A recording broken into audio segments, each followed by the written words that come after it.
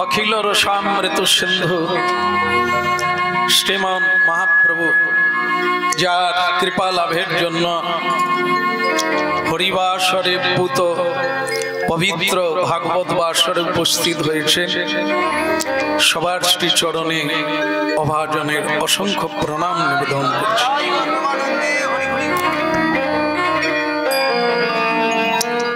जय जय श्री गौरांग महाप्रभु की जय जय परम दयाल श्री नित्यानंद प्रभु की सकल भक्तवृंद की अमल पुराण श्रीमद् भागवत की हिताय गौर प्रेम।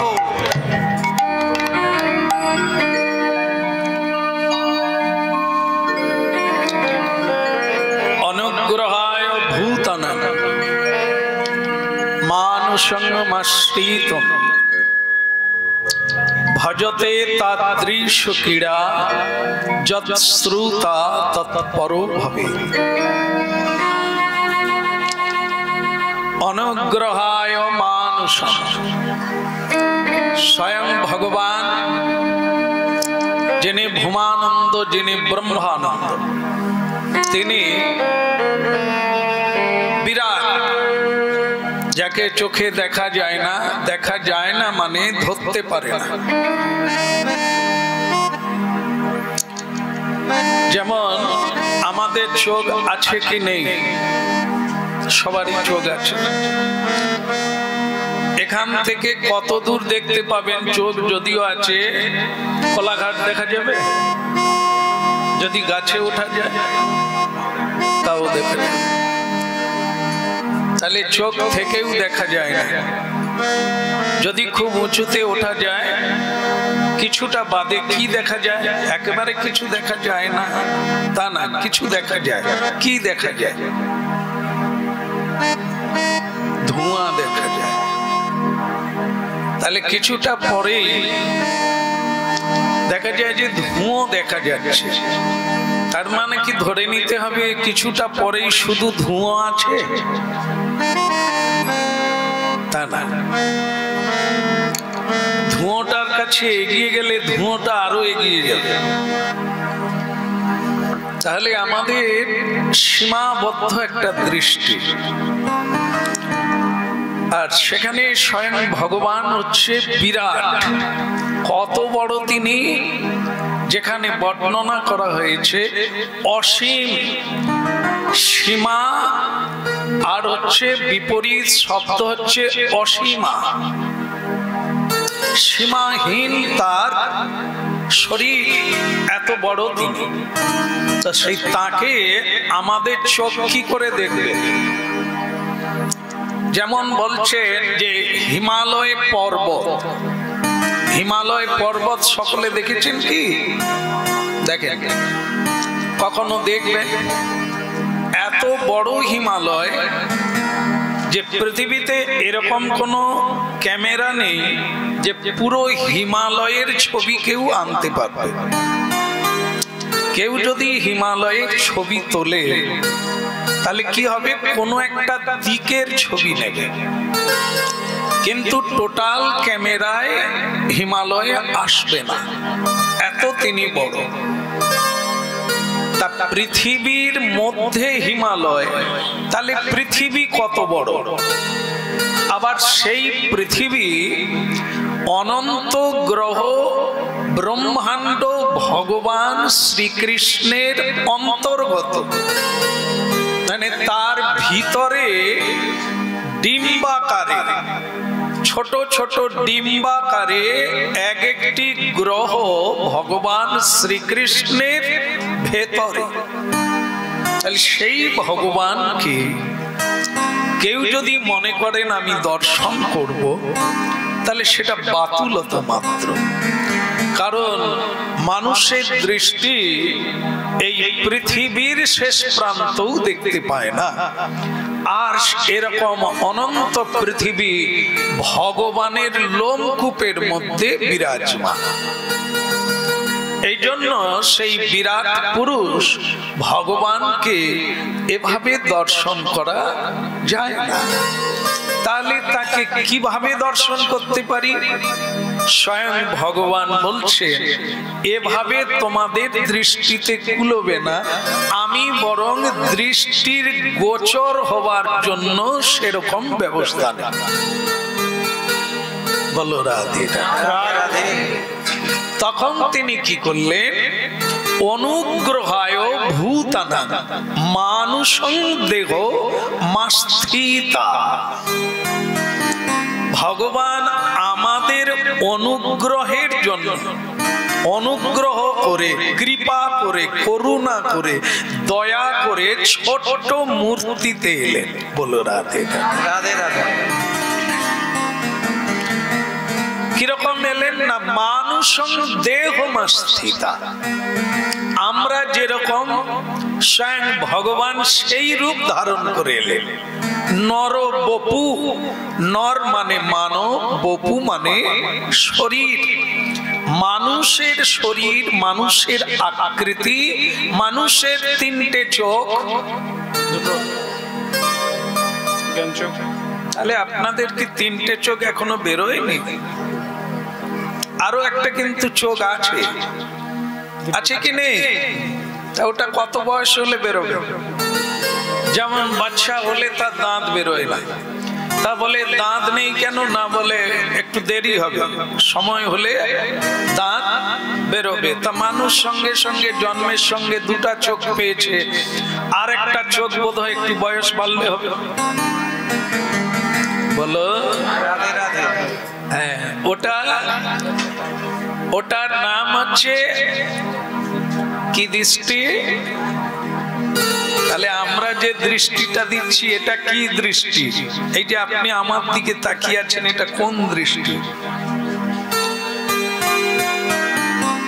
যখন কারো বিয়ে হয়, যদি আপনাদের হয় কখনো বুঝবেন, তো কি সেটা কি কাপড় ঢেকে দেয় না? তোমার যখন হবে বুঝবে।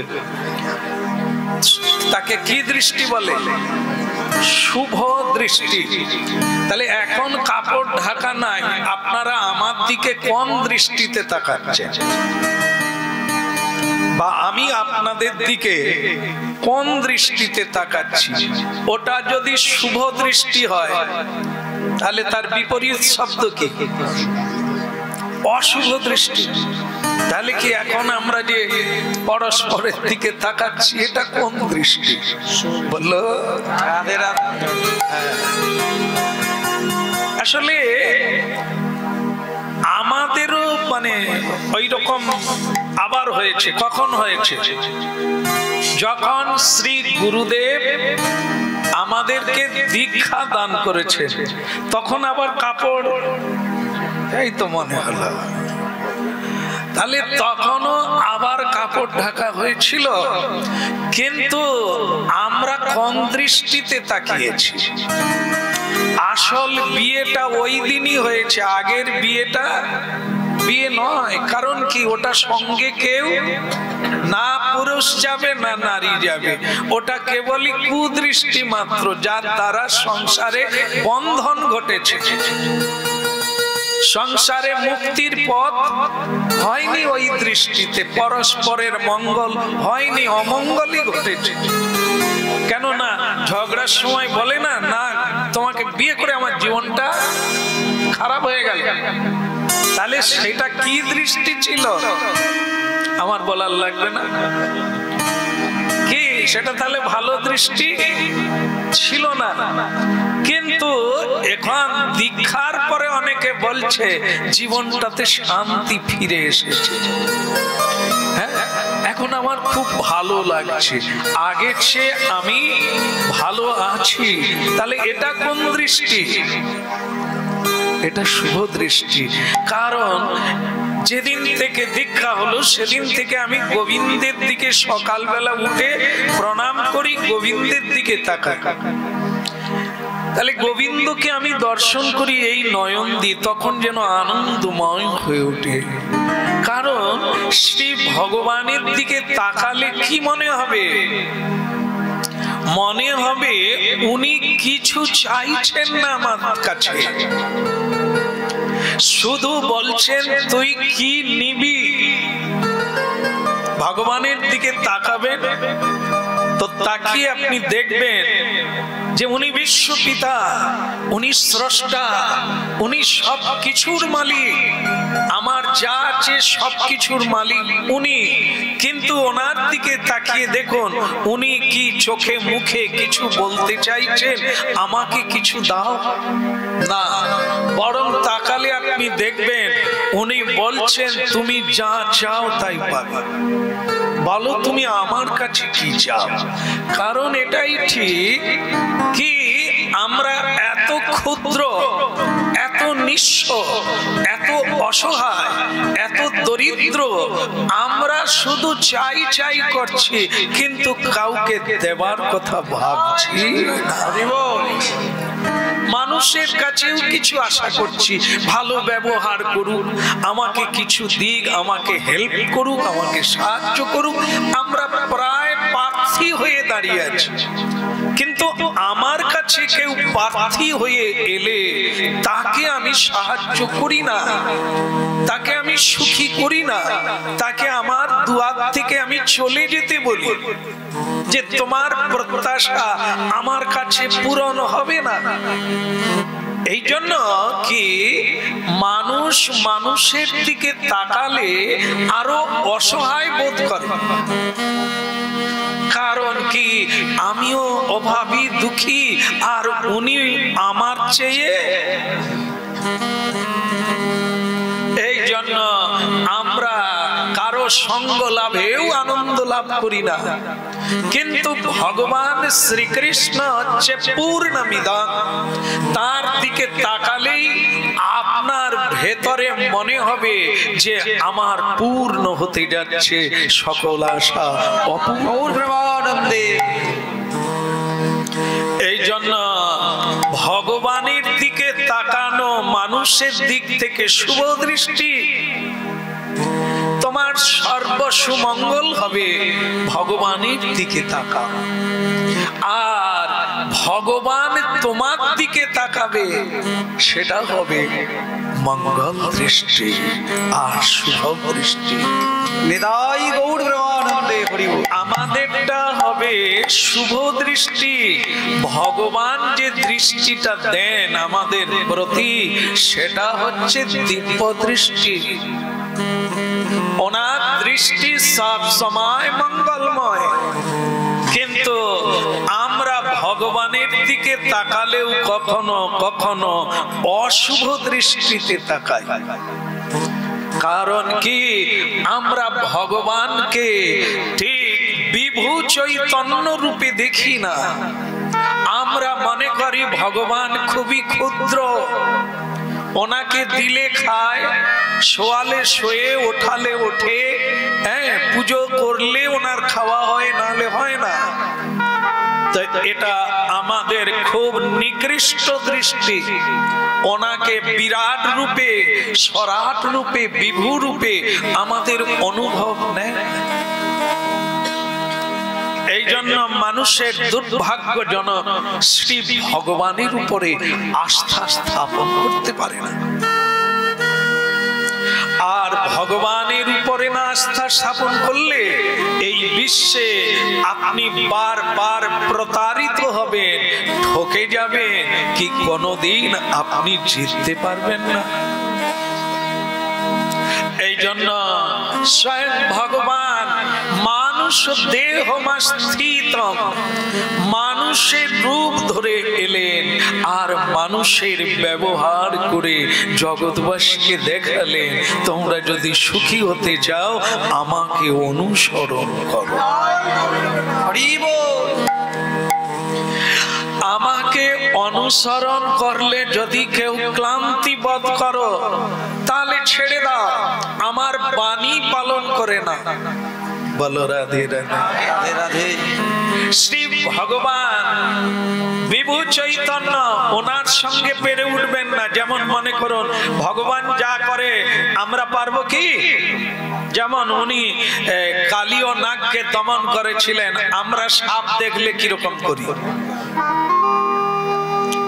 আপনারা কি করেন জানি না, আমার তো খুব ভয় লাগে। যদি সাপ দেখি হয়তো পালাতে গিয়ে পড়েই যাব, কিন্তু পালাতে পারি না, এত ভয় লাগে। তাহলে সেই সাপের মাথায় ভগবান শ্রীকৃষ্ণ যেন কোন সাপের মাথায় নেচেছিল? চিতি সাপ।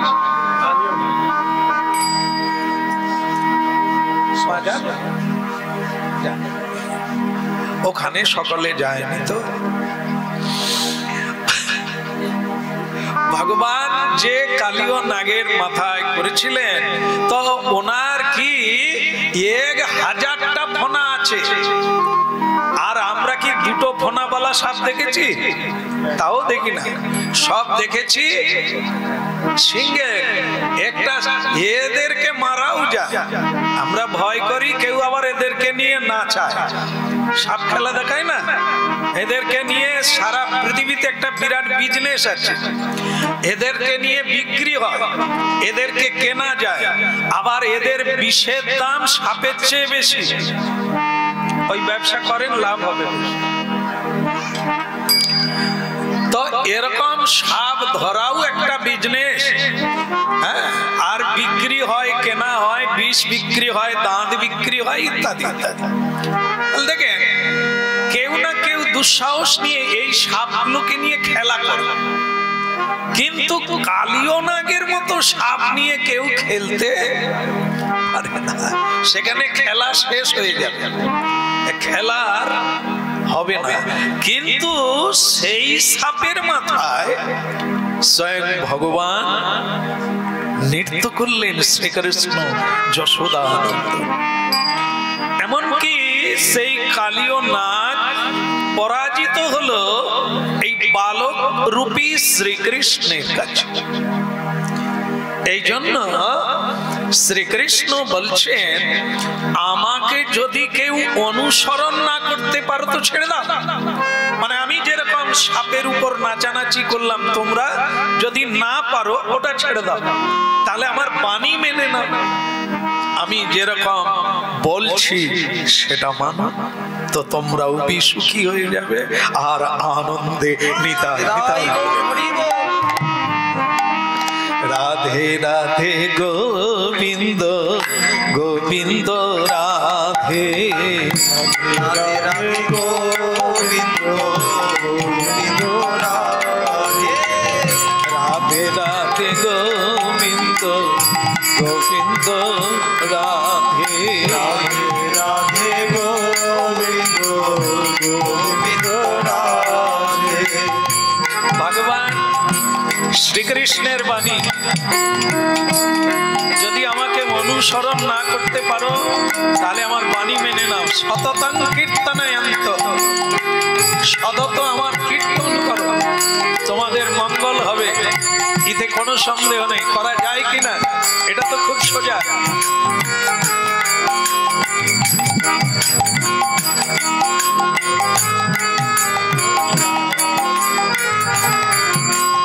রাধে রাধে গোবিন্দ গোবিন্দ রাধে, রাধে রাধে গোবিন্দ গোবিন্দ রাধে।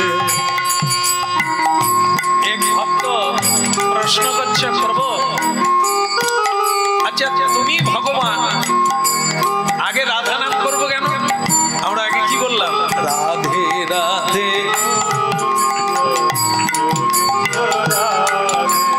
গোবিন্দ রাধে গোবিন্দ রাধে। তো ভগবান, তুমি ভগবান, তুমি আমাদের সৃষ্টি করেছো, তোমার নাম গাইব, তোমার নামের আগে রাধা কেন?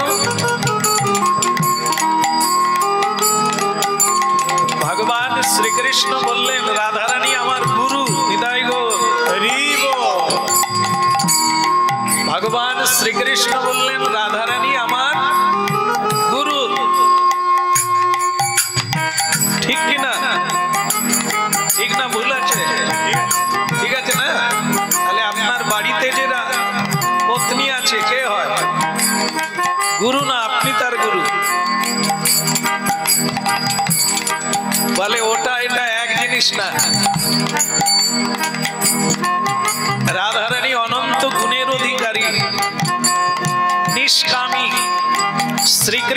চরণার বৃন্দে তার কোনো আশা নেই।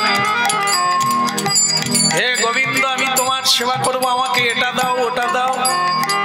রাধারানী বলেন না, রাধারানী বললেন আমাকে শুধু সেবার সুযোগ দাও, সেবা করতে দাও। তার জন্য আমি তোমার কাছে কিছু প্রার্থনা করব না। আমার ওই প্রার্থনা একটাই, যেন তোমার সেবা দাসী হয়ে তোমার সেবা করতে পারে। রাধে রাধে গোবিন্দ গোবিন্দ রাধে গোবিন্দ রাধে গোপাল রাধে গোবিন্দ রাধে গোপাল রাধে গোবিন্দ রাধে গোপাল রাধে গোবিন্দ রাধে গোপাল রাধে গোবিন্দ রাধে গোপাল রাধে গোবিন্দ রাধে গোপাল রাধে রাধে রাধে গোবিন্দ গোবিন্দ রাধে রাধে রাধে গোবিন্দ গোবিন্দ রাধে বলো রাধে রাধে গোবিন্দ গোবিন্দ রাধে রাধে রাধে গোবিন্দ গোবিন্দ রাধে গোবিন্দ রাধে গোবিন্দ রাধে বলো গোবিন্দ রাধে গোবিন্দ রাধে রাধে রাধে গোবিন্দ গোবিন্দ রাধে রাধে রাধে গোবিন্দ গোবিন্দ রাধে রাধে রাধে গোবিন্দ গোবিন্দ রাধে রাধে রাধে গোবিন্দ গোবিন্দ রাধে। আচ্ছা, একটু অঙ্কের কথা বলা যায়, বলবো নাকি? বলি, কোনো অসুবিধা নেই তো? ওই ছোটবেলা আমরা অঙ্ক টঙ্ক নিয়ে স্কুলে পড়েছিলাম, সেগুলো মাথা থেকে বেরিয়ে গেছে, যেন কি ঝামেলা চুকে গেছে। পড়াশোনার কথা মনে হলে কি বিরক্তি আসে, কিন্তু এখনো অঙ্ক লাগবে, সারা জীবন অঙ্ক লাগবে। আরগুলো না লাগলেও চলবে, অঙ্ক ভুলে গেলে সব ভুল হয়ে যাবে। এই অঙ্কই হচ্ছে জীবন। তা সেই অঙ্কটা কি? মনে করো একের পিঠে একটা শূন্য কত হবে? 100 নয়, আর একটা শূন্য দিলে 100 হবে। আচ্ছা, যদি আরো একটা শূন্য দেওয়া যায়, বাবা ম্যাডাম, যদি আরো একটা শূন্য দেওয়া যায় 10,000 মাস্টার। আচ্ছা, আমি তো কিছুই দিচ্ছি না, শুধু শূন্য দিচ্ছি, কিন্তু বেড়ে যাচ্ছে। আচ্ছা, এবার আমি শূন্য কমাবো না, শুধু 1 কমিয়ে দেব। কত থাকবে? বাঁ দিকের একটা বাদ দিয়ে দিলাম, কত থাকলো? 1000-এর 10,000-এর কত? বলো, 999। হ্যাঁ ঠিক, ওইটাই দেরি হচ্ছে বুঝতে। আর প্রেম সে বলল, কি অঙ্কের কৌশল! শূন্য দিয়ে দেব তো বাড়তে থাকছে, আর আমি শুধু 1 নিয়ে নেব, শূন্য হয়ে যাবে, কিছু থাকবে না। তাই এরকম গম্ভীর তত্ত্বটা হলো কি? এ সংসার অসংখ্য শূন্যের মেলা, শূন্যের মেলা। এ যা কিছু হয়েছে, এ সব শূন্য বেড়েছে। জীবনে যত পরিশ্রম করবে শূন্য বাড়বে, 1 আছে বলে এত বাড়ছে। আর যদি শুধু 1 চলে যাবে, সেই 1 কি? 1 হচ্ছে কৃষ্ণ। কৃষ্ণ আছেন, ভগবান আছেন, তাই এত আমার বৃদ্ধি হচ্ছে, বাড়ছে, সংখ্যা বাড়ছে, জীবনে মান সম্মান প্রতিপত্তি প্রপার্টি সব বাড়ছে। আর যদি এক কৃষ্ণ চলে যান কি হবে? বলো হরি, জিরো হয়ে গেল, হ্যাঁ কি না? প্রেম সে বলো ঠিক এরকম। এখন দেখা যায় আগের চেয়ে খুব হরিনাম বেড়েছে, বেড়েছে না? আজকেই বলছিল মায়েরা, আমাদের ভৌমিক পাড়াকে কৃপা করো যেন বারবার হয়। মানে খুব আনন্দ হচ্ছে, আর যেন বারবার হয়। তো বারবার তো হচ্ছেই, খুব বাড়ছে। আমরা তো গেয়ে শেষ করতে পারছি না, এত লোক ডাকছে। কিছু মানুষ তো রেগে যাচ্ছে যেতে পারছি না বলে। তো এতে কি মনে হচ্ছে যে মানুষ ক্রমশ কৃষ্ণ কথা শুনতে চাইছে, বলতে চাইছে, ভগবানের সেবাও করতে চাইছে। কিন্তু সেখানে যেটা অবধি দেখা যাচ্ছে সেটা হচ্ছে কি, একটা অনুষ্ঠান হলে কি হয়, এই যে অনুষ্ঠান হচ্ছে এর মূল বিষয় কি, এখান থেকে কি লাভ করা যাবে, এই অনুষ্ঠানের উদ্দেশ্য কি? হ্যাঁ বলো, রাধে রাধে। তো এর উদ্দেশ্য হচ্ছে এই মুহূর্তে যেটা চলছে এটার নাম হচ্ছে জ্ঞান। ঈশ্বরীয় জ্ঞান সম্পর্কে আমরা কিছু কথা শুনছি। এই কারণে শুনছি কি, ঈশ্বর সম্পর্কে কিছু জানতে হবে, জানা উচিত, এক উদ্দেশ্য। কিন্তু গৃহী কেন করছেন? উনি তো এখানে নাই, আছে কি? যার বাড়িতে হচ্ছে তারা কি এখানে আছে? নাই। তাহলে ওনারা করাচ্ছেন কেন? এই যে জ্ঞানটা লাভ করা যায় সেটা আপনারা আমরা আলোচনা করছি, কিন্তু গৃহস্বামী নাই। তাহলে উনি কেন করাচ্ছেন?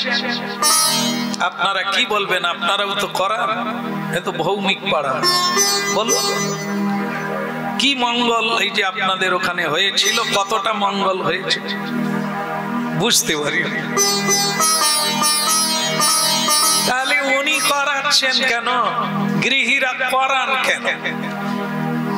এর মধ্যে আনন্দ পান।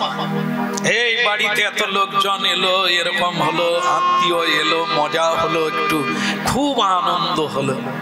কিন্তু এ আনন্দ স্থায়ী নয়। অনুষ্ঠান শেষ হয়ে গেল, আর আনন্দ কোথা দিয়ে পালিয়ে গেল?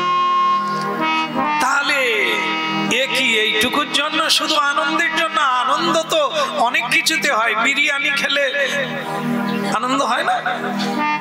ও খেলে তো দারুণ মজা হয়, দারুণ মজা হয়, কাঁটা চামচ দিয়ে খায়, সব কি আনন্দ জানে।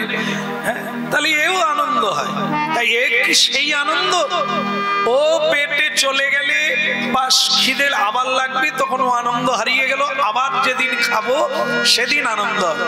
তাহলে হরিনাম যেদিন করলাম সেদিন আনন্দ হলো, লোকজন সেবা পেল, আত্মীয় স্বজন আনন্দ করলো, চলে গেল বাসা, আবার দুঃখ এসে গেল।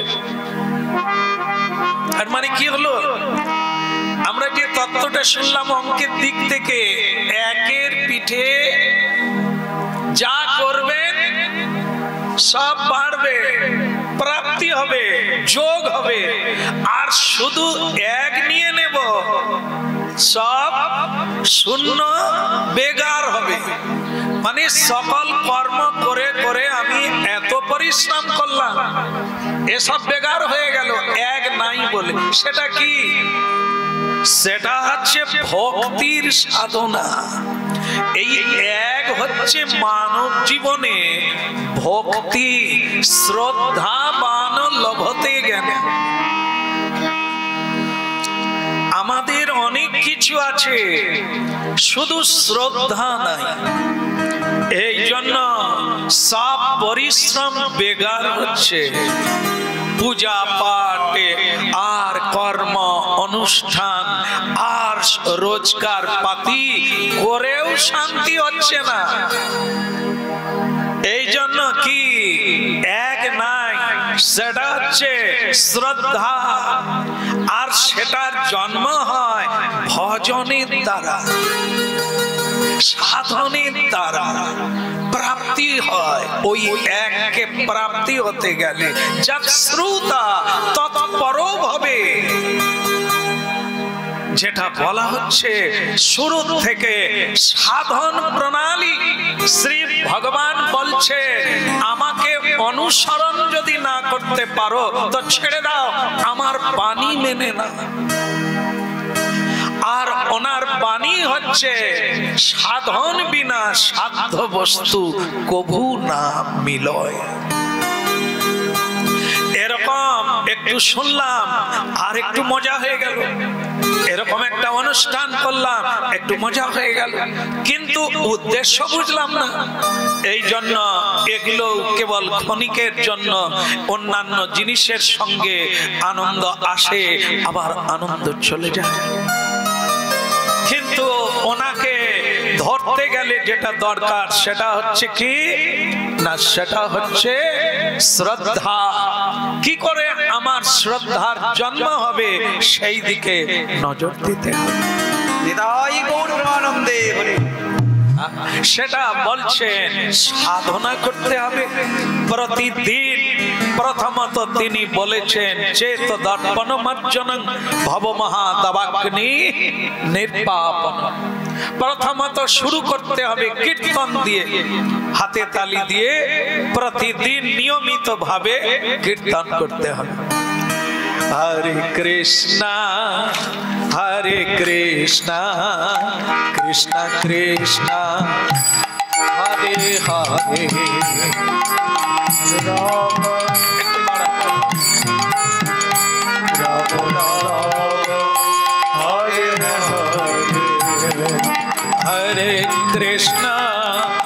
हरे कृष्णा कृष्णा कृष्णा हरे हरे हरे राम राम राम हरे हरे हरे कृष्णा कृष्णा कृष्णा हरे हरे गौड़ हरि बोल। हरे राम राम राम हरे हरे हरे कृष्णा कृष्ण कृष्ण हरे हरे हरे राम राम राम हरे हरे हरे कृष्णा कृष्ण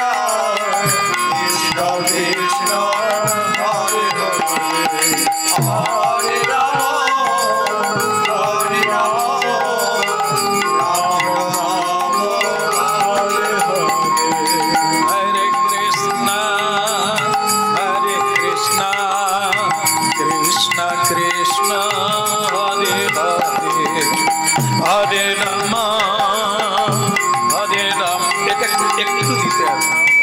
নিতাই গৌর হরি বল। হরে কৃষ্ণ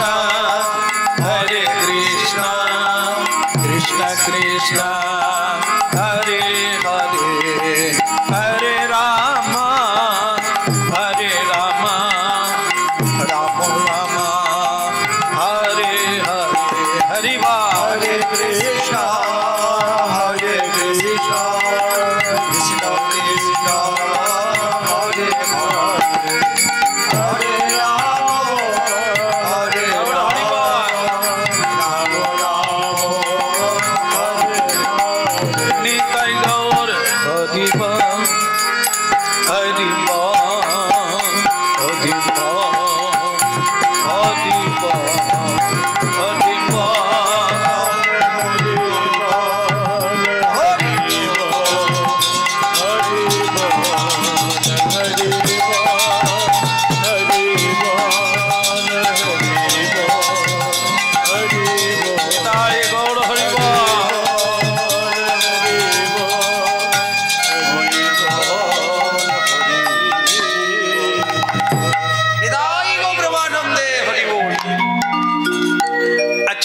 আমি যখন কীর্তন করছি তখন কার কথা মনে হচ্ছে আমার?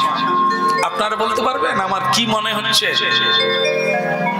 বলুন দেখে, খুশিতে বলুন, আনন্দে বলুন, আমি কার কথা মনে করছি? কেন আমার বাড়ির কথা চিন্তা হবে না? কি বলে? আরে আমি বসে থাকলে কি হবে? আমি তো বাড়ির চিন্তা করতে পারি কিনা? করতে পারি না। কেন পারি না?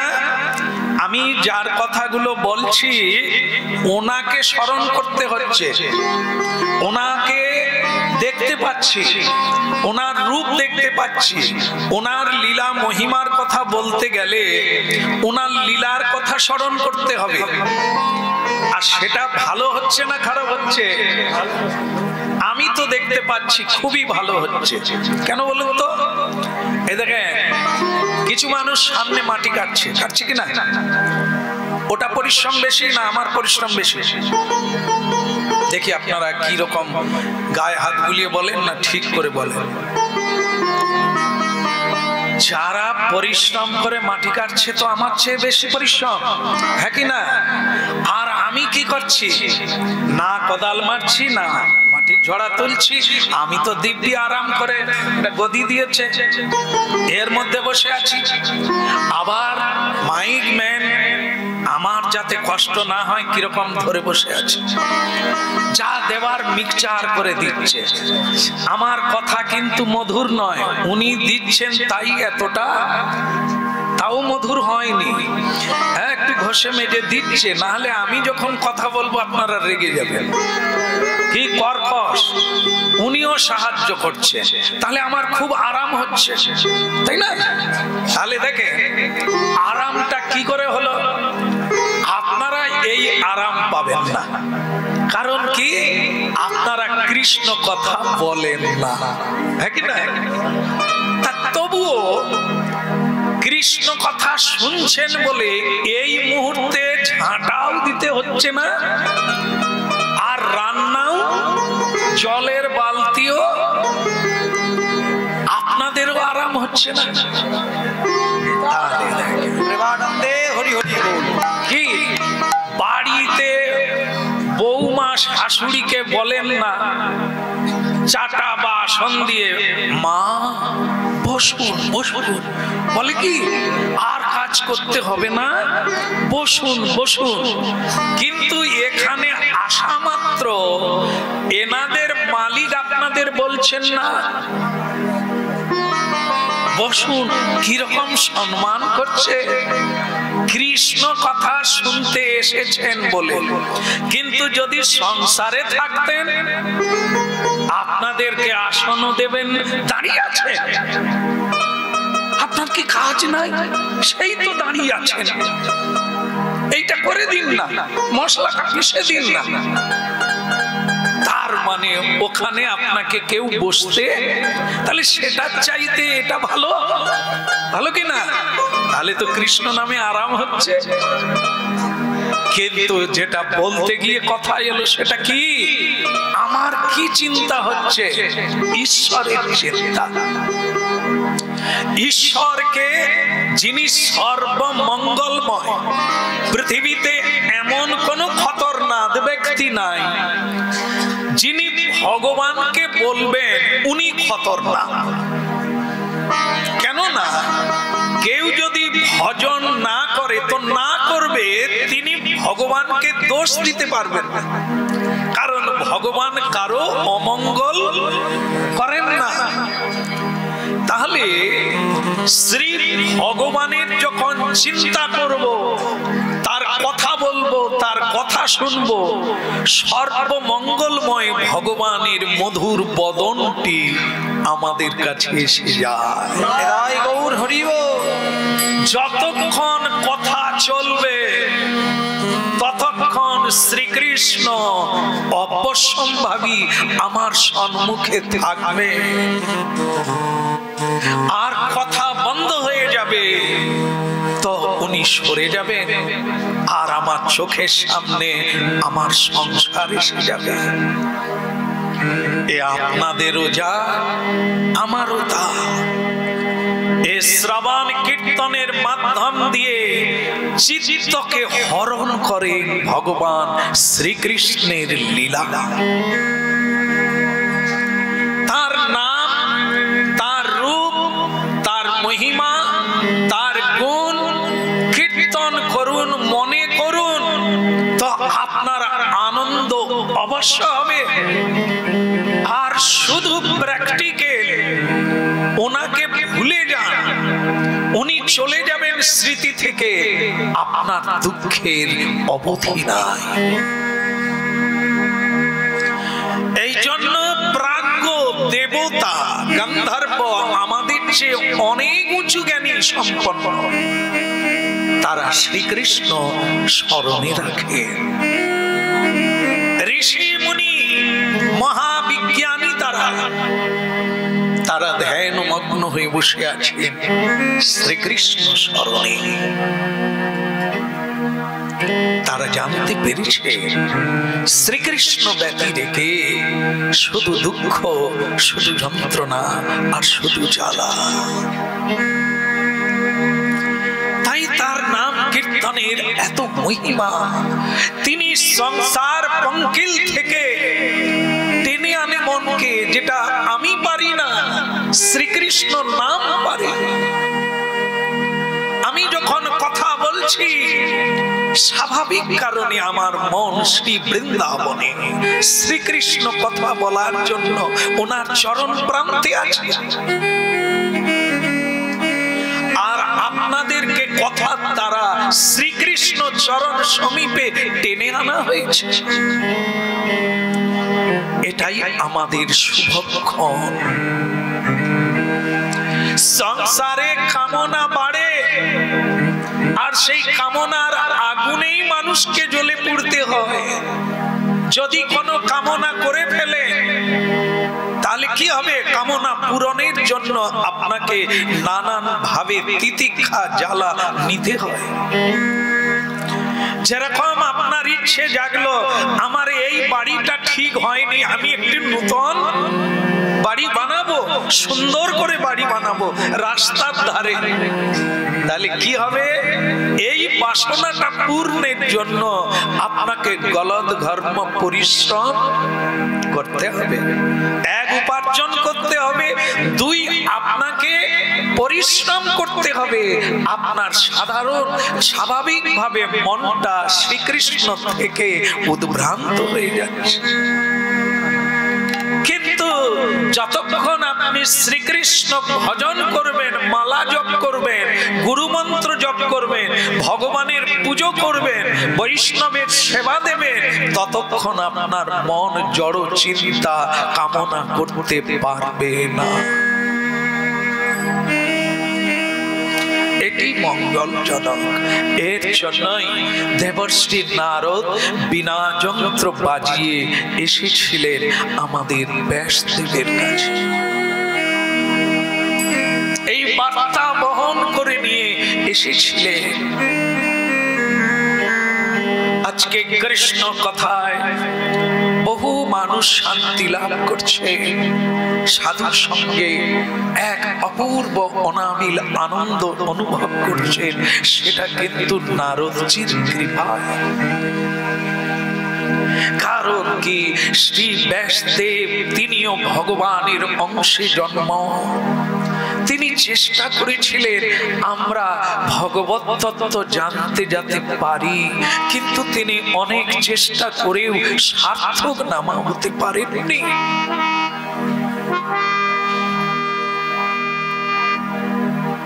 কি তফাৎ মানুষের মধ্যে, মানুষের কি তফাৎ চিন্তা ভাবনা দেখো।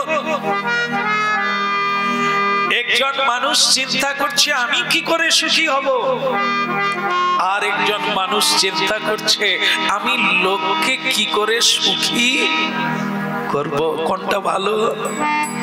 ভালো মানে একেবারে ভালো কি? যখন আপনি কারো চিন্তা করবেন সুখের কথা, তবে আপনি সুখী হবে। আর যদি শুধু নিজের জন্য সময় অপব্যয় করবেন তো আপনি আরো কামনার আগুনে পুড়ে মরবেন। তাহলে উত্তর কি? মানুষ কেন এত ব্যয় করে? অনুষ্ঠানের উদ্দেশ্য কি বলা হয়েছিল? কেন ব্যয় করে?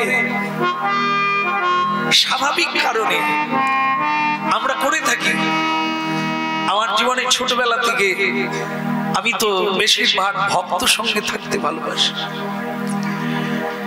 নানান অনুষ্ঠানের মধ্য দিয়ে জীবন কাটে। সে অর্থ থাকলে আজকে বোধহয় জমিদার হওয়া যায়। কিন্তু কেন ব্যয় করা হয়? কারণ কি? এ সবাই যখন সেবা গ্রহণ করে, সবাই যখন আনন্দ পায়, সেই আনন্দটা আমি অনুভব করি। আর এর জন্য কি কোনো কিছু অভাব বোধ হচ্ছে না। কারণ কি? মানুষ কাছে এসে গেলে আত্মা আনন্দিত হয়ে যায়। কেন? ভগবান এসেছে।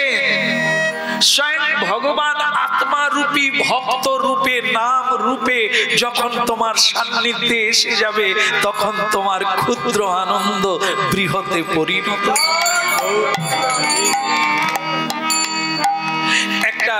এটা খাল না পুকুর, এই যে পিছনে আছে খাল না, জোয়ার আসছে না এখানে,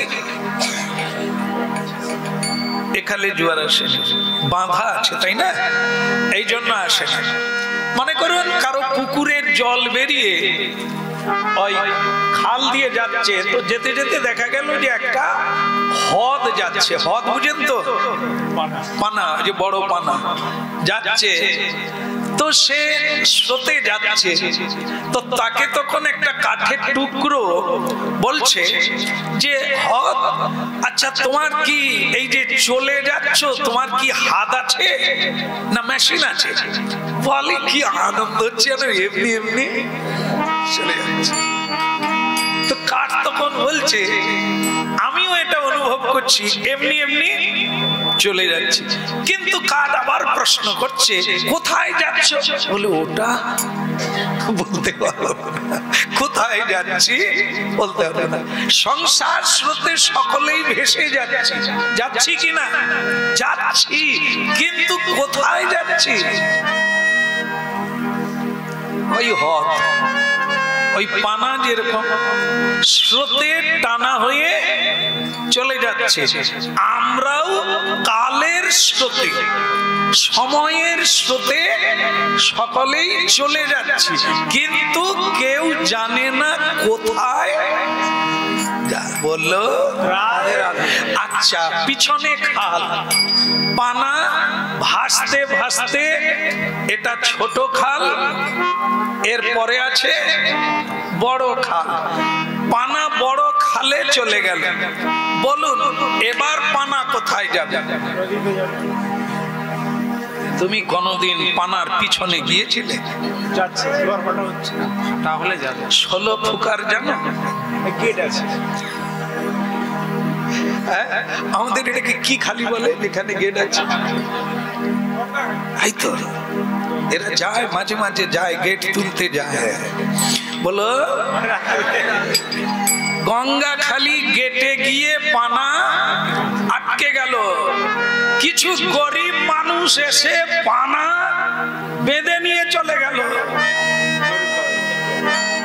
গরু খাবে, জ্বালানি হবে, সার হবে, কচু বনে দেবে, তাহলে বেঁধে নিয়ে পানা চলে গেল।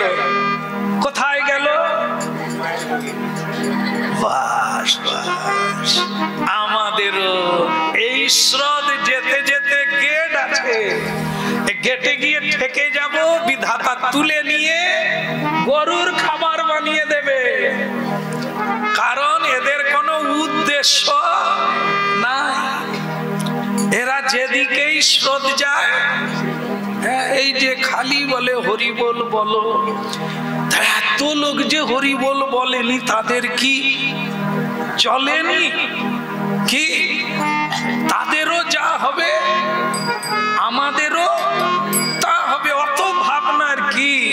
বলো রাধে রাধে। হ্যাঁ, এখানে পানার কথা বলা হয়েছে। পানা জড়বৎ, তার কোনো শক্তি নেই স্বতন্ত্র। যাব তো যাব, যাব না তো যাব না। এটা মানুষ কি পানা বলুন? হ্যাঁ না, মানুষ পানা নয়।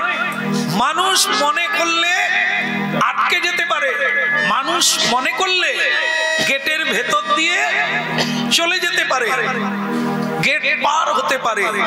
এই জন্য মানুষ আলাদা। তুমি স্রোতে ভাসবে না শ্রীকৃষ্ণ বাণী অনুসারে চলবে, সেটা তুমি করতে পারো। যদি করতে পারো তাহলে কি হবে না, খাল থেকে নদীতে যাবে, নদী থেকে সাগরে যাবে। তখন কি হবে?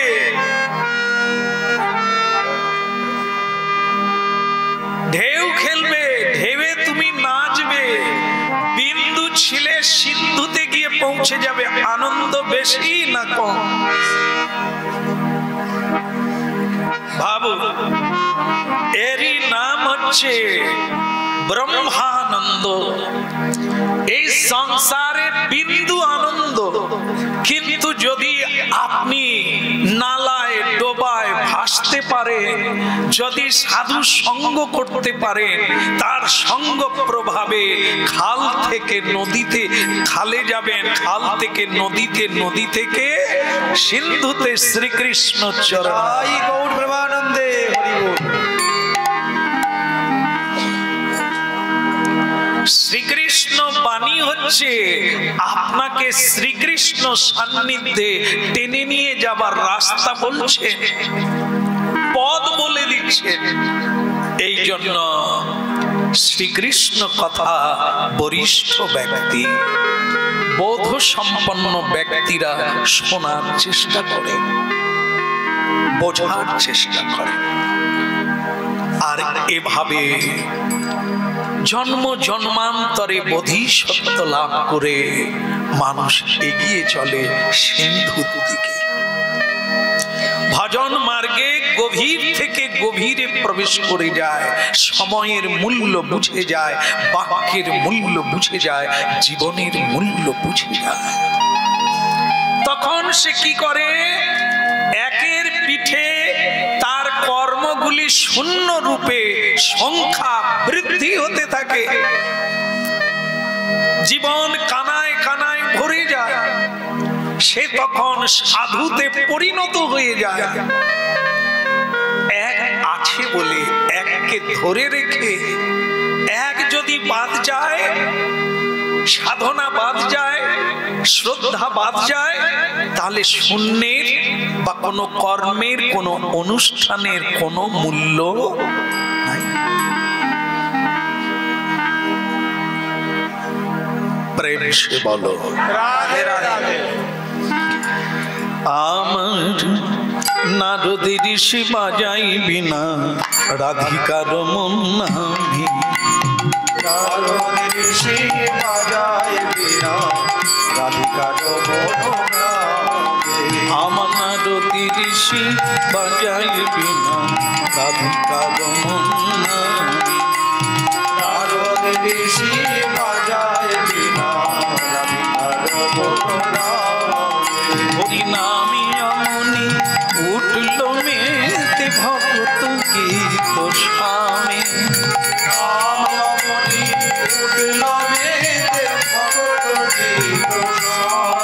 হরি নামি আমনি উঠল মেতে ভক্ত গীত স্বামী। হরি নামনি উঠল মেতে ভক্ত গীত স্বামী। নারদি ঋষি বাজাইবি না রাধিকার মন নামি। নারদের ঋষি বাজাইবি না রাধিকার মন নামি। আহা রাধিকার মন নামে বাজবি না রাধিকার মন নামে। রাধিকার মন নামে বাজবি না রাধিকার মন নামে। আহা রাধিকার মন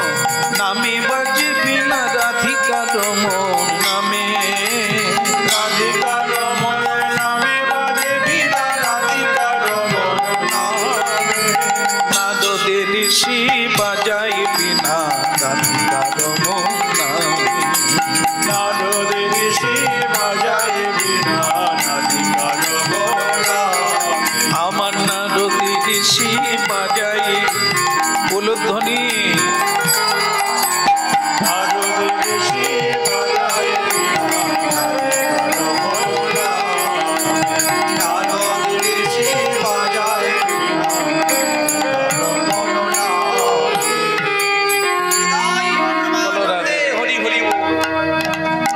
আচ্ছা, প্রেম সে বলো উলুধ্বনি কি দিয়েছিলেন? আমি কি শুনলাম না?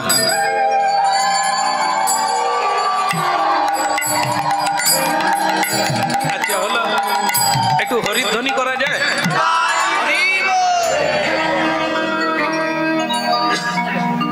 জায়গায় এনাদের অনেক রকম ব্যবস্থা রেখেছে, নিমন্ত্রণ দিয়েছেন বলে এতগুলো উলুধ্বনি হলো। নারদজি কোথায় এলেন? ব্যাসদেবের আশ্রম। আচ্ছা, এখন যেখানে বসে আছি এটা কি আশ্রম না অন্য কি? আগে এই যার বাড়িতে বসে আছে এটা কি আশ্রম? আশ্রম নয় বলছেন, তাহলে আমি যেখানে বাস করি ওটা ওটা আশ্রম। তাও ওখানে কি আছে এখানে কি নেই? কেন ওটা আশ্রম বলছেন, এটা বলা গেল না কেন? এখানেও ভগবান আছে, ভগবান গোপাল আছে, হ্যাঁ এখানেও ভক্ত আছে, ভজন করেন, সাধন করেন, ওখানেও করেন, তফাৎ কথা। গৃহাশ্রম, গৃহী যখন শ্রীকৃষ্ণ ভজন করে তখন কি হয়? সেটা আশ্রম হয়ে যায়। গৃহী যখন মানে প্রজল্প করে তখন সেটা গৃহ হয়ে যায়। গৃহ আশ্রমে পরিণত হবে যখন ভগবানের ভজন হবে। যে কোনো বাড়ি আপনারা যেখানে যেখানে আছেন সেটাও আশ্রম।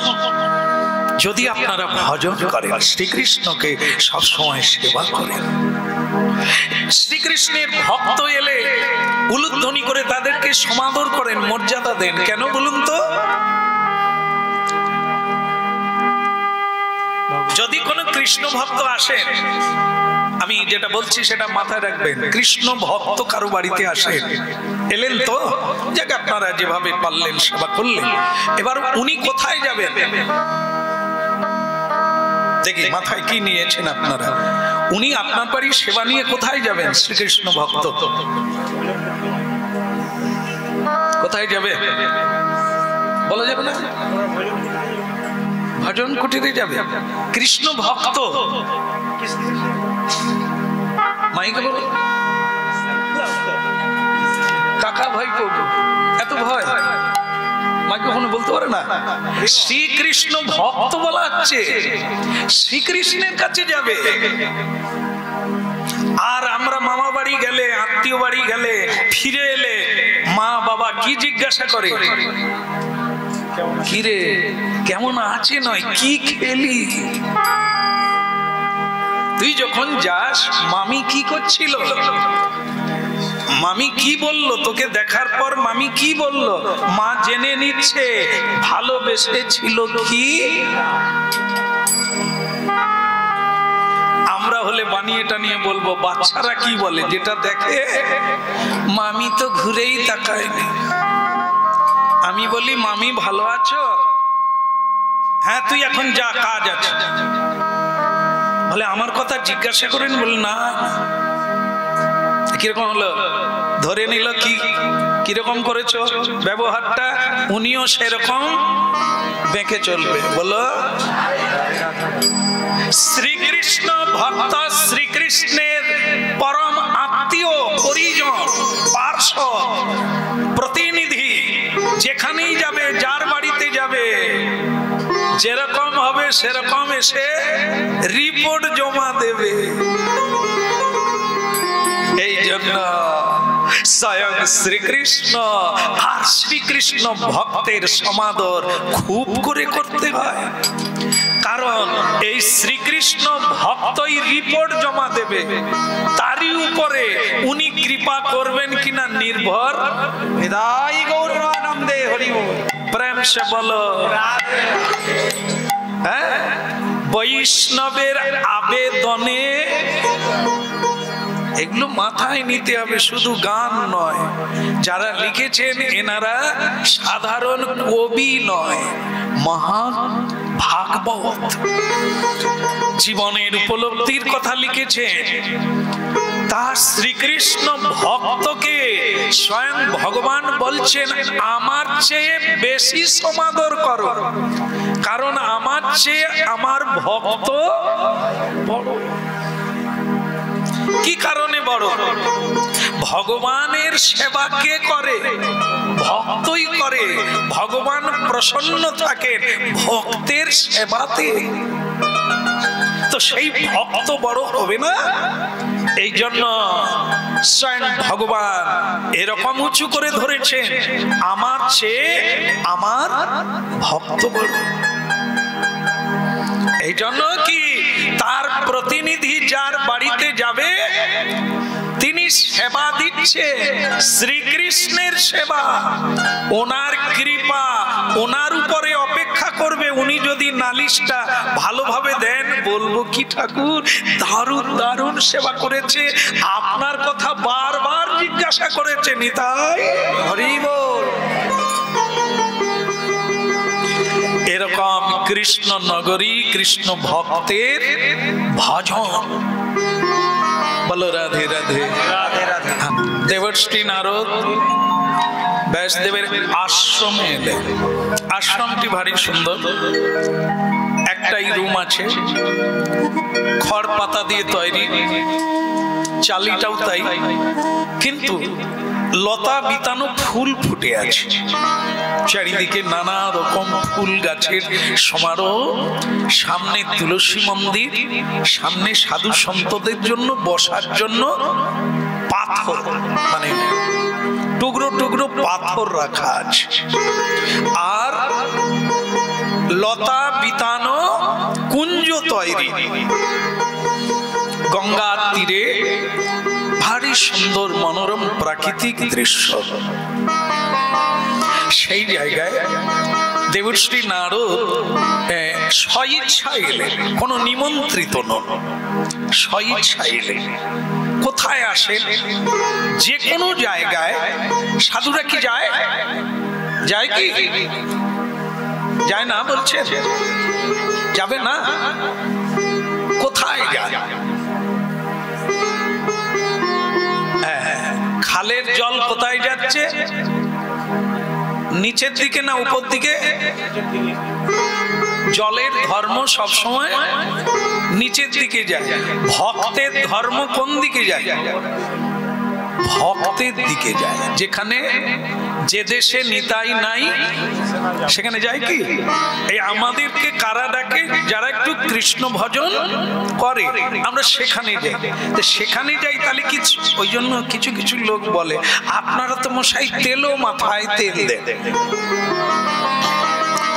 আমি তুলে ধরলাম কেন? এ কথার ব্যাখ্যা তো জানতে হবে। বলে শ্যামসুন্দর প্রভু তেলও মাথায় তেল দেন কেন? বলে ওই সব যারা ভক্ত তাদেরই বাড়িতে যায়, কই আমার বাড়িতে আসবে?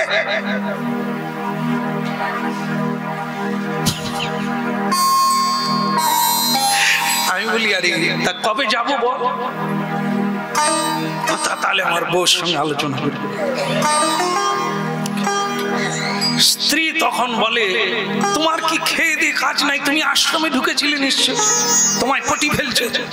ওই শ্যামসুন্দর বাবু এই এই নিবে, এই এই যাবে, তোমাকে ধ্বংস করে দিয়ে চলে যাবে, তুমি আর ওই রাস্তায় যেও না।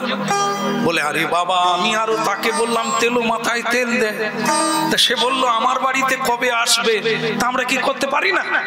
না না অত খরচা করো না, চারদিকের লোকজন চলে আসবে, ওনাকে ডাকা মানে পানি ফলের গোড়াকে টানা। বলে কাউকে নিমন্ত্রণ দেব না, তবু লোকে ভরে যাবে, ওনার অনেক লোক, কোথা দিয়ে খবর পাই বুঝি না, তো ওনাকে খবরদার বাড়িতে তুলো না। সে লোকটা মুখ শুকনো করে এলো, কি রে আরেকবার বল, আরেকবার বল, তেলো মাথায়, অত ভাগা। যাওয়ার জন্য সব সময় গাড়ি রেডি হয়ে আছে, যাওয়ার জন্য অপেক্ষা করছি, তোর আহ্বান আসে না, তোর প্রস্তুতি পর্ব নাই।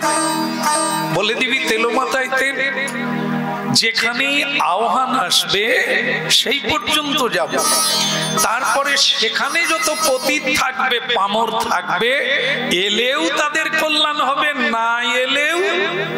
কারণ আমি যতদূর যাব তার একটা সীমারেখা থাকবে, সেখান পর্যন্ত ভগবান যাবে, তার একটা প্রভাব থাকবে, নামের একটা প্রভাব থাকবে, সেই প্রভাবে সবারই বলো হরে কৃষ্ণ। তাহলে কোথায় এলো? ব্যাসদেবের আশ্রমে এলে।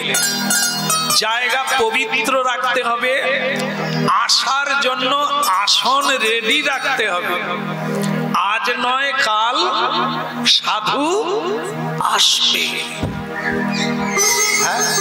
সাধু এলে গোবর জল দিয়ে লাতা দেওয়া হবে, সাধু এলে ঝাড়ু দেওয়া হবে, এটা না। রাধারানী প্রতিদিন মালা গাঁথতেন ভগবান শ্রীকৃষ্ণের জন্য। শ্রীকৃষ্ণ তখন দ্বারকায় চলে গেছে।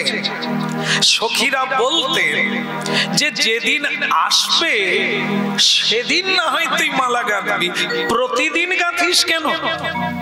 রাধারানী বলেছিলেন, এ পৃথিবীতে মানুষ কথা রাখে না, কিন্তু আমার পরাণ বধূ কথার খিলাফ করে না। তিনি আমার মাথায় হাত দিয়ে বলে গেছেন যাবার সময়, আমি আসবো। কাল আসতে পারে, আজ আসতে পারে, সকালে আসে না বিকেলে আসতে পারে, আসবে। এই জন্য প্রতিদিন আমি প্রস্তুত থাকবো, গোবিন্দ এলেই হৃদয় গৌর প্রেমানন্দে হরি। এই জন্য রাধারানী গুরু। রাধারানীর অনুসরণ করলে শ্রীকৃষ্ণ ভজন এগোবে, আর না হলে আদৌ এক পাও এগোতে পারা যাবে না। এই জন্য প্রতি গৃহী প্রতিদিন বৈষ্ণবের জন্য অপেক্ষা করবেন, বৈষ্ণবের জন্য, আর আশা আকাঙ্ক্ষা সবকিছু রেডি রাখবে। সবাইকে পাওয়া যায়, বৈষ্ণবকে নিমন্ত্রণ করে পাওয়া যায় না। শ্রীকৃষ্ণ যেমন স্বতন্ত্র, ডাকলেই আসবেন না, তার ইচ্ছে হলে আসবে। ঠিক সেরকম শুদ্ধ বৈষ্ণব আমার মতো হতভাগা নয়, ফোনে ডাকলেও চলে যাবে, বললেই চলে যাবে, এটা আমরা। কিন্তু শুদ্ধ বৈষ্ণবগণ কারো অনুমোদনের অপেক্ষা করে না, যে ডাকলেই আপনার বাড়ি চলে যাবেন, এটা সাধু সন্তরা করেন না। কিন্তু যখন তিনি যাবেন, কেউ না ডাকলেও যাবে, দিনক্ষণ থাকবে না, কখন যাবে। এই হচ্ছে সাধুর ব্যবহার। আর আমরা সাধারণ, আমরা অপেক্ষা করি, নিমন্ত্রণের অপেক্ষা করি। কেউ ডাকলেই তার বাড়িতে গিয়ে একটু ভাগবত কথা বলবো, কিন্তু যাচক হয়ে আমরা যাই না। ঠিক তেমনি মানুষের বাক্য রাখার চেষ্টা করি, যাকে বলি যাব সেটা চেষ্টা করি বাক্য রাখা। এটি হচ্ছে বিধি মার্গ। আমরা একটা বিধিবদ্ধ জীবন যাপন করছি, আর সাধু হচ্ছে বিধির উপরে। তার একটাই বিধি, তার একটাই লক্ষ্য, ঈশ্বরের ভজন করবে। ঈশ্বর সবার উপরে, তার নিচে সবাই, তিনি ঈশ্বরের আজ্ঞা পালন করবেন, বাকি কারো না। যার আজ্ঞা পালন করা হয় তার দাস হয়ে যাওয়া হয়। তা সংসারের দাসও নয়, মায়ার দাসও নয়, আমি টাকার দাস নয়, আমি টাকার মালিকের দাস নয়, আমি শ্রীকৃষ্ণের দাস। আমাদেরকে কিছু দক্ষিণা দিলে আমরা যে কোনো বাড়িতে চলে যাব, হ্যাঁ, দক্ষিণার বিনিময়ে, কিছু প্রাপ্তির বিনিময়ে যাব। কিন্তু সাধু যান না, হাজার নিমন্ত্রণ দিলেও যান না। তবে জেনে রাখবেন, সাধু যাবে। এই জন্য অধিবাস কীর্তনে বলা হয়েছে, অনেক ভাগ্যের ফলে বৈষ্ণব আসিয়া।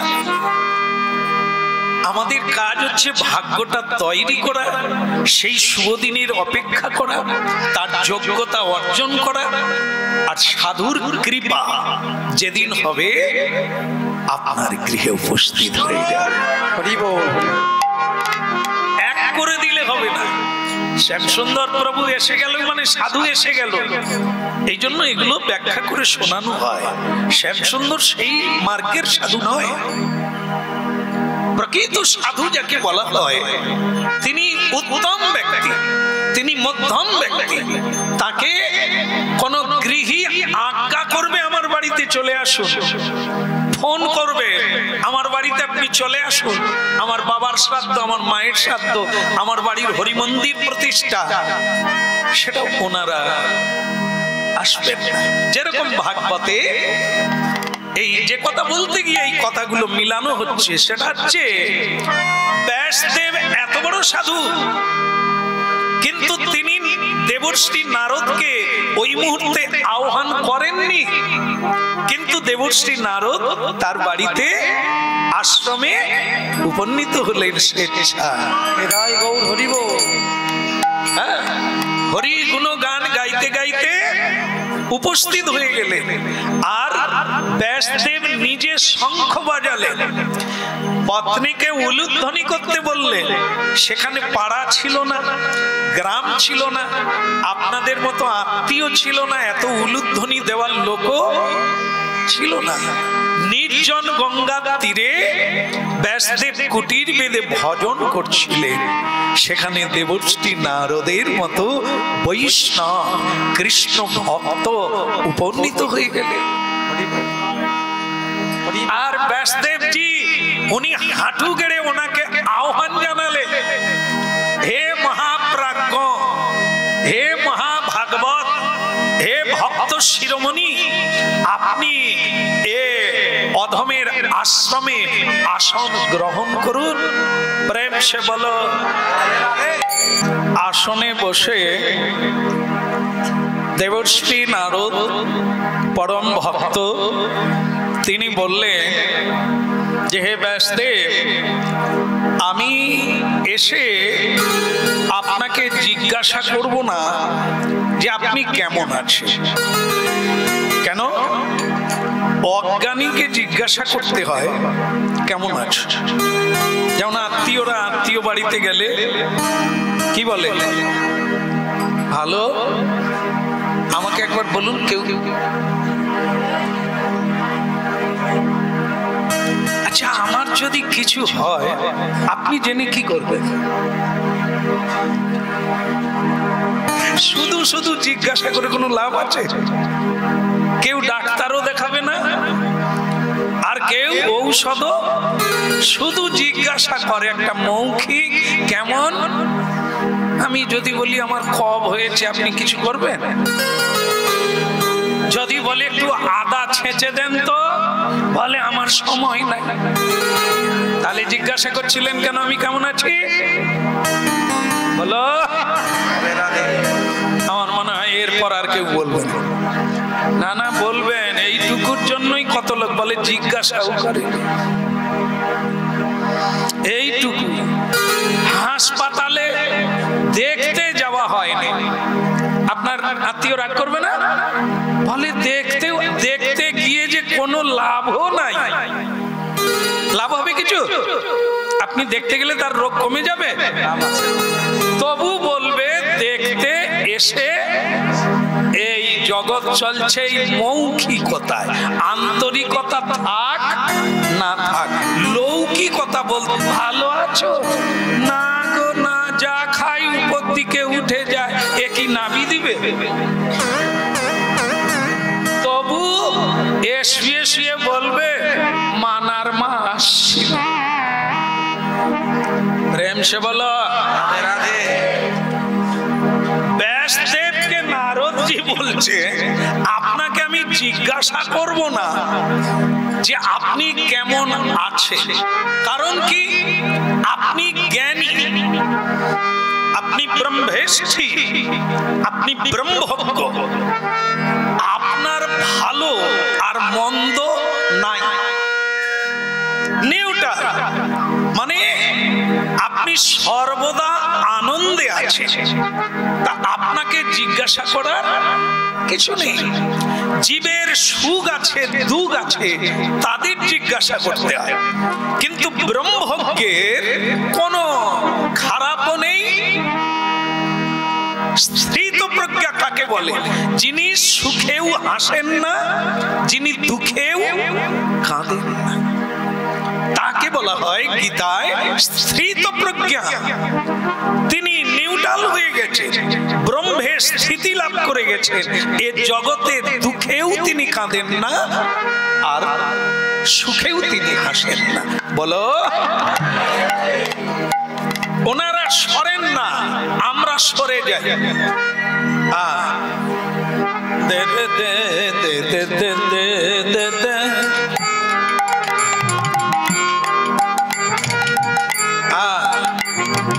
আস্তে আস্তে আস্তে, যাদের বাচ্চা আছে ভেতর নিয়ে যান, এখানে থামাও।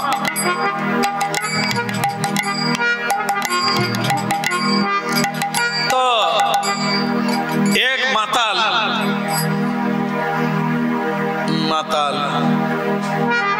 কি খায়? সুরা খায় না, যাকে মদ বলে। সেগুলো কোথায় পাওয়া যায়? দোকানে। তা একটা মদের দোকানে এক মাতাল ঢুকে গেল, দাদা এক গ্লাস দাও। তো এক গ্লাস খেয়ে একটা 100 টাকার নোট দিয়ে দিল। সে দোকানদার বলছে, আমার খুচরো নাই, ফেরত দিতে পারবো না, তুমি বরং আগামীকাল খেতে এলে নিয়ে চলে যাবে, আর না হলে আগামীকাল সকালবেলা তোমার ভাঙানিটা নিয়ে যাবে। বলে, তাহলে দাদা আমি সকালবেলা দিয়ে যাবো বললাম, ওটা হবে না, 100 টাকা রেখে যাও, সকালবেলা এসে নিয়ে যাবে। তখন মাতাল বলছে, তুমি আমাকে বিশ্বাস করো না, কিন্তু তোমাকে বিশ্বাস করব কি করে? তুমি সকালে থাকবে তো, তোমার দোকান থাকবে তো? বলে, এটা বাঁধানো দোকান, একেবারে ঝাঁপ তুলি উঠি, কি রেডিমেড ফুটপাতের দোকান? এ দোকান আছে, তুমি কাল আসবে, সকালে নিয়ে যাবে। তবু তোমাকে বিশ্বাস নাই, কি চিহ্ন রেখে যাব? এই মাতাল দোকান থেকে বেরিয়ে রাস্তায় দেখলো একটা কালো রঙের ষাঁড় শুয়ে আছে। সে বলে গেল, ষাঁড়, এই তুমি শুয়ে আছো এই দোকানের সামনে, তুমি হলে আমার সাক্ষী, আগামীকাল আসবো, আমার টাকা ফেরত পাবো। মাতাল কাকে সাক্ষী রাখলো? ষাঁড় শুয়ে আছে। পরের দিন সকালবেলা সে মাতাল এসে আর চিহ্ন খুঁজে পায়, আরে ষাঁড়, তার মানে এখানে নয়, ষাঁড় এখানে নাই, এখানে না, ষাঁড়ই তো তার চিহ্ন না। দেখে ষাঁড় শুয়ে, জানি জানি জানি তোমাকে রেখে গেছে। এইবার সেই ষাঁড়ের সজা উঠে গিয়ে যে দোকান পড়লো সেটা হচ্ছে টেলারিং দোকান। কেমন? সে টেলারিং বালা মন দিয়ে পাঞ্জাবি সেলাই করছে। এদিকে এ মাতাল বলে, দাদা কতদিনের ব্যবসা, কালকে ছিল মদের দোকান, আজকে হলো টেলারিং। এই কটা টাকা ঝেপে দেওয়ার জন্য তুমি দোকান বদলে ফেলেছ? হ্যাঁ, তুমি কি ভাবলে আমি তোমায় ছেড়ে দেবো? সে তখন হলো, দাদা কি দোকান চাই? বলে, এটা কালকে মদের দোকান ছিল, এই কটা টাকা না দেওয়ার জন্য তুমি ঠকবাজি করে টেলারিং দোকান খুলে ফেলেছ। সে বলে, মুখ সামলে কথা বলো, টেলারিং দোকান বাপ 14 পুরুষ থেকে চলছে। বলে, তুমি আমাকে 14 পুরুষ দেখাচ্ছ, এক পুরুষ যাই না বদলে ফেলেছ। বলে, তোমার প্রমাণ কি? এটা যে মদের দোকান ছিল গতকাল, তার প্রমাণ কি? ষাঁড় শুয়ে আছে। আমি কাল ষাঁড়কে বলে গেছি তুই আমার সাক্ষী। বলে দেখো ষাঁড় শুয়ে আছে। বললো আপনারা কি বলবেন? ঠিক আছে। আরে যাকে সাক্ষী রেখেছে সে কে? সে তো চলমান, হ্যাঁ চলমান চলত শক্তি জীব। তো সে এক জায়গায় থাকবে কেন? সে গতকাল যেখানে ছিল আজ আবার। কিন্তু এ তো মাতা। ষাঁড় যেখানে শুয়ে আছে সেই সজা যে দোকান সেটাই মদের দোকান। তো সে দোকানদার বহু লোকজনকে ডেকে মাতালের এমন মার মারলো যে মাতলামি কেটে গেল। সে বুঝলো যে ষাঁড় তাহলে সরে যায়। এ সংসার সারথি, সংসার প্রতিদিন সরে যাচ্ছে, প্রতিদিন বদলে যাচ্ছে ঠিকানা। রূপ চেঞ্জ হয়ে যাচ্ছে, ভাব চেঞ্জ হয়ে যাচ্ছে। একে কেউ সাক্ষী রাখবে না, আর এখানে কেউ স্থিত প্রজ্ঞা হয় না। এ সংসারে আজকে একরকম মনের ভাব, কালকে আরেক রকম। আজকে সাধু ভাব, কালকে অসাধুর ভাব হয়ে যায়। ওই চঞ্চল ষাঁড় যেরকম এক জায়গায় শুয়ে থাকে না, আমাদের মন তেমনি এক জায়গায়। কিন্তু জ্ঞানী ব্যক্তি না সুখে হাসে, জ্ঞানী ব্যক্তি না দুঃখে কাঁদে। এই জন্য দেবশ্রী নারদ বলছেন আপনি প্রজ্ঞা ব্যক্তি, আপনাকে আমি জিজ্ঞাসা করতে পারি না যে আপনি কেমন আছেন। নিশ্চিত রূপে আপনি ব্রহ্মানন্দে বিভোর আছেন, কিন্তু তাহলেও আপনার বিমর্ষ বদন এটা উচ্চ পর্যায়ের বিচার। উচ্চ পর্যায়ের বিচার মানে আপনি মানুষের কল্যাণ চেয়েছিলেন, কিন্তু আপনি ব্যর্থ হয়েছেন। সবাইকে হরিবোল বলাতে চেয়েছিলেন, হরি তত্ত্বটা জানাতে চেয়েছিলেন, তাই নানান পুরাণ মহাভারত তৈরি করেছেন যাতে মেয়েরাও পর্যন্ত বাড়িতে গলায় আঁচল দিয়ে পড়তে পারে। বলো রাধে রাধে। জায়গা মায়েরা কারা কারা লক্ষ্মী চৈত্র বই পড়েন? মহাভারত দূরের কথা, হাত তুলেন দেখে। এই মোটে 2-4 জন। লক্ষ্মী চৈত্র বইয়ের কথা বলেছি আমি, রামায়ণ মহাভারত গীতা এগুলো বলি নাই। কমসে কম লক্ষ্মী চৈত্র বইটা যদি কেউ পড়ে সংসারে গ্যারেন্টি যুক্ত শান্তি আসবে। তারপর তো মহাভারত রামায়ণ গীতা এসব তো আরো উঁচু কথা। শুধু লক্ষ্মী চৈত্র বইটা প্রতিদিন না পড়েন, অন্তত বৃহস্পতিবারে পড়েন। ওর মধ্যে যে কথা বলা আছে ওটা অনেক অনেক বড় গ্রন্থে তা বলা আছে।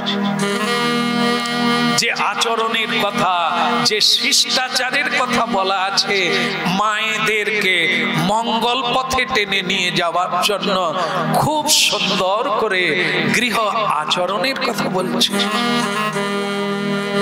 এরপর যদি কারো আরো বেশি প্রাপ্তির ইচ্ছা জাগে তবে মহাভারত পড়ুন, গীতা পড়ুন, তারপর শ্রীমদ ভাগবত পড়বেন। এগুলি শুধু ব্যাসদেব এই জন্য করেছে, যারা জ্ঞানী শিক্ষিত এরা তো পড়বেই, এরা পড়ছে, তাদের হচ্ছে। কিন্তু যাদের পড়া হয় না তাদের তো হচ্ছে না। তাদের কল্যাণের কথা ভেবে ব্যাসদেব নানান পুরাণ রচনা করেছে। কিন্তু তিনি আজকে দুঃখিত হয়ে বসে আছেন কেন? না, কেউ পড়ছে না, সময় নাই। কেউ পড়ে বুঝতে পারেনি। এই দুর্ভাগ্যজনক। কারো মঙ্গল হলো না দেখে ব্যাসদেব বিমর্ষ। দেবশ্রী নারদ বললেন আসলে দোষটা তাদের নয়। বলো রাধে রাধে রাধে। এই যে লোক ঘুমিয়ে যাচ্ছে, 2-1 জন দিনের বেলাও, এখানে কেউ ঘুমায় না, দেখি আমরা, ঘুমিয়ে যায়। এরকম করতে করতে এদিকে টাল ওদিকে টাল দিচ্ছে, আমরা দেখছি কেন হচ্ছে বলুন তো, বলতে পারবেন? রাত্রে ঘুমায়নি বলে? না না, যদি সিবিআই তদন্ত করা হয় দেখা যাবে উনি ভালো ঘুম হয়েছে ওনার। তাহলে সকালবেলা শুয়ে না বসে ঘুম আসে কি করে বলো? আর এখনই যদি পাড়ার একটা মেয়ে এসে বলে দিদি কিছু শুনোনি, কি নিমাইয়ের বউ,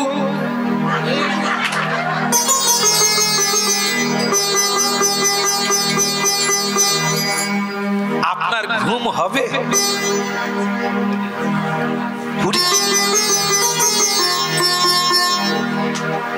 এগুলোও তো আমি দেখি, কিন্তু আমি যখন আপনাদের মঙ্গলের জন্য কৃষ্ণ কথা বলছি, আপনি তখন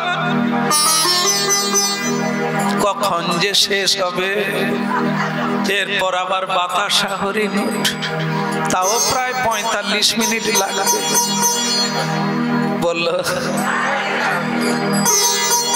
মানে আমিও তো কথা বলছি, গল্প বলছি, কাহিনী বলছি, ঘটনা বলছি, কিন্তু আপনার ইন্টারেস্টিং নেই। আপনি একবারও উন্মুখ হচ্ছে না। তারপর কি হলো? তারপর ব্যাসদেব কি খেতে দিল, চিড়া ভাজা না রুটি দিল, কি খেতে? আপনার কোনো ইন্টারেস্টিং নেই। কারণ কি? এগুলো আমাদের মর্যাগত নয়। বৃন্দাবন গেছিলেন? পুরীধাম গেছিলেন?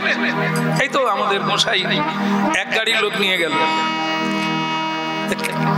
লোকে বলছে যে মুড়িগুলো নিয়ে গেলাম সব খরচা হয়। আমি কি এমনি এমনি জানলাম? যারা নিয়ে গেছে তারা যার কাছে বলছে সে আবার আমাকে বলছে আগো যে মুড়ি নিয়ে গেছিল মুড়ি শেষ হয়। আমি তখন বললাম মুড়ি কেন নিয়ে গেছিল? বলে খাবি কি? আমি কেন? পুরী ধামে কি খাওয়ার নাই? জগন্নাথ দেবের কি মহাপ্রসাদের? বলে আগো আছে, সে খাওয়া যাবে।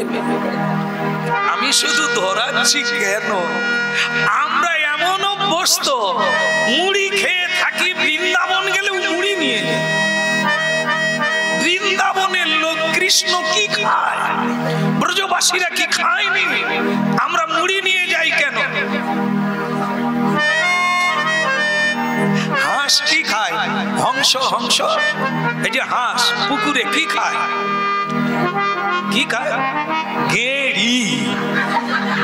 আচ্ছা গেঁড়ি খায়। একবার ব্রহ্ম সরোবরের হংসের সঙ্গে গেঁড়ি খাওয়া হংসের দেখা হলো। তারা বলে আমরা ব্রহ্মাজির সরোবরে থাকি, ব্রহ্ম সরোবর। এরা বলে সেখানে কি আছে? বলে শুধু যাবে চলো না একবার, কি নাই সেটা। তো তখন আরেকজন বলছে ভেবে যাবি, গেঁড়ি পাওয়া যায় কি? তো তখন সেই হংস বলছে ব্রহ্ম সরোবরে গেঁড়ি? না না, উত্তম খাবার। বলে তবে যাব। যেখানে গেঁড়ি নাই সেখানে কি খাবো? না খেয়ে মরবো?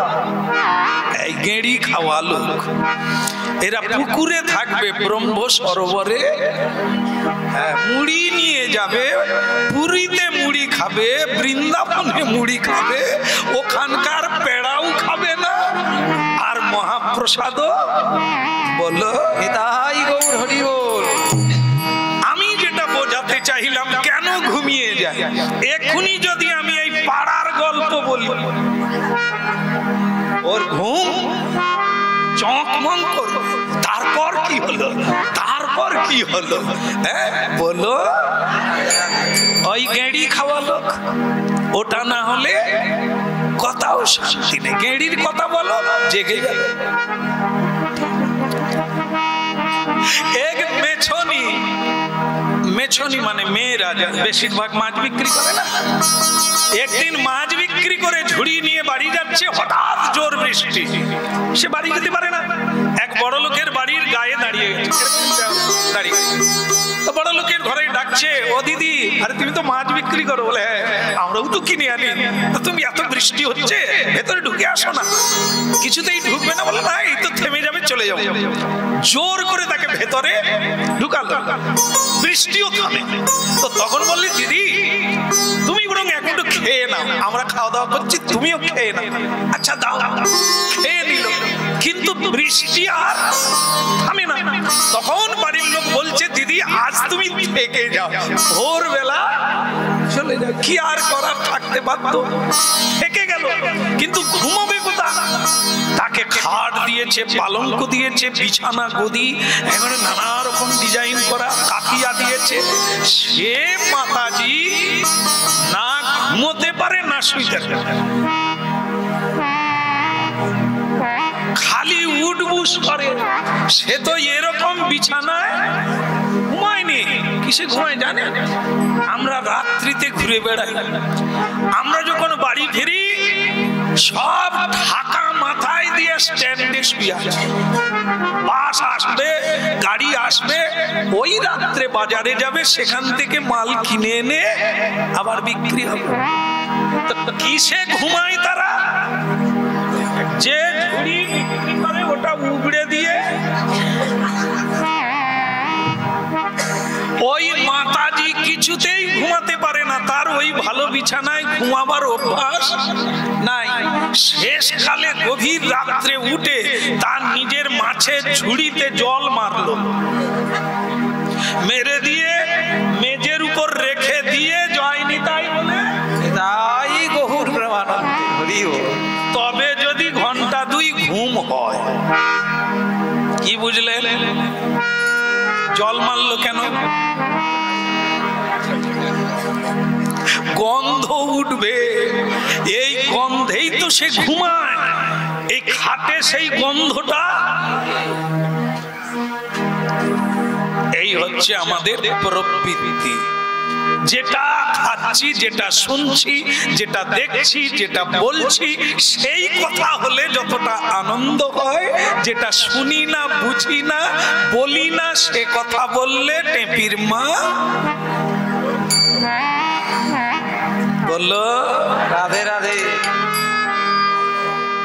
তাহলে সেই জায়গায় তাই হলো, স্বয়ং দেবশ্রী নারদ বলছে এই যে লোকে তোমার হরিনাম গাইছে না, হরে কৃষ্ণ হরে কৃষ্ণ, এই বাড়ির লোক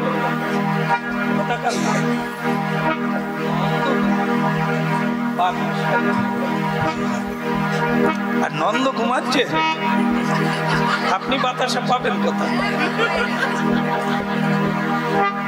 তাহলে বসুন নন্দ কুমার, বলো রাধে রাধে। রাধে রাধে। তা কথাটা কি হলো না, বলছে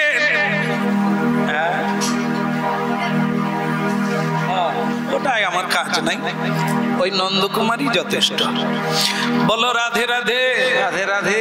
তাহলে কি হলো ওদিকে? বলছেন দোষ ওদের নয়। দেবশ্রী নারদ যারা ঘুমিয়ে যায়, যারা কৃষ্ণ কথা বলে না, তাদেরকে দোষ দিলেন না। দিলেন কাকে? ব্যাসদেবকে। কি বললেন না, ব্যাসদেবকে দেবশ্রী নারদ বললেন আপনি অনেক গ্রন্থ রচনা করেছেন, কিন্তু সেই সব গ্রন্থের ভেতরে আপনি ভগবানের কথা বলেননি। অনেক কথাই বলেছেন, অনেক নিয়মের কথা বলেছেন, বিধির কথা বলেছেন, সাধনার কথা বলেছেন, যজ্ঞের কথা বলেছেন, ব্রতের কথা বলেছেন, খাওয়ার কথা বলেছেন, কিন্তু আপনি কৃষ্ণ কথা বলেন। কোন কথাই মানুষকে সুখ বিধান করতে পারবে না, কোন বস্তুতে সুখ নাই, একমাত্র শ্রীকৃষ্ণ কথামৃত। এই জন্য আমার অনুরোধ, আপনি শ্রীকৃষ্ণ কথা বর্ণন করুন। শ্রীকৃষ্ণ আর শ্রীকৃষ্ণ নাম, তার মহিমা, তার গুণ অপার মহিমাময় জগৎ। রাধে। তাই তিনি ভাগবত রচনা করেছিলেন, শ্রীমদ্ ভাগবত। কিন্তু রচনা করে কার দ্বারা প্রচার করবেন এটা নিয়ে তিনি সমস্যায় পড়েছিলেন। তার একটি ছেলে ছিল, তার নাম ছিল সুখদেব গোস্বামী। তিনি গর্ভ থেকে বেরিয়ে পাহাড়ে চলে গেলেন তপস্যা করার জন্য। তাই ভাগবত কথা তাকে দিয়েই প্রচার করতে হবে, এটি ব্যাসদেব চিন্তা করেছিলেন। সেই ভাগবত থেকে আজ আপনারা কথা শুনলেন, একে বলা হয় ভাগবত প্রচার। যে ভাগবত কথা শ্রবণের দ্বারা জীবের প্রকৃত মঙ্গল হবে, সেটি শুনতে হবে শ্রীমদ্ ভাগবতের কথা, গৌর গোবিন্দের কথা। এই জন্য গৃহীর মঙ্গল হবে অনুষ্ঠানকারী, আর শ্রবণ কীর্তনিয়া সকলেরই মঙ্গল হবে শ্রী গৌর গোবিন্দের কথা।